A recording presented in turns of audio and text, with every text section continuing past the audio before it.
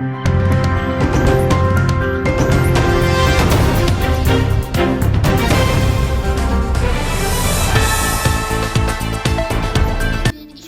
3 майда Баткен мамлекеттик университетинин жыйындар залында эмгек укуктары кербени аталышындагы жолугушуу болуп өттү.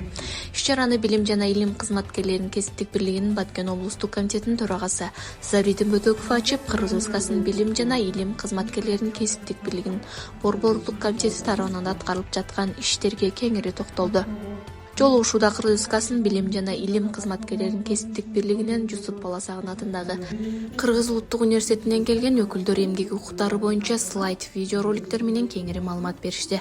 Иш-чаранын жүрүшүндө Кыргыз Республикасынын Билим жана илим кызматкерлеринин кесиптик бирлигинин борбордук комитетинин аппарат жетекчиси, башкы укуктук жана техникалык инспектору Бедил Кадыркулов катышуучуларды кызыктырган суроолоруна кеңири жооп берип, мыйзамдардын беренелерин күндөлүк жумуштарында пайдаланышы боюнча мисалдар менен жеткиликтүү түшүндүрүп берди.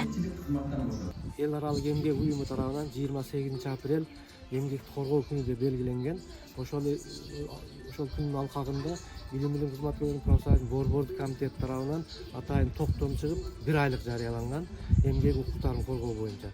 Ошол токтомдун эле негизинде 13 майдан баштап 23 майга чейин республика боюнча эмгек укуктарын коргоо кербени уюштурулуп, 2 топ түзүлүп, биринчи топ Баткенден башталды, экинчи топ Нарындан башталды.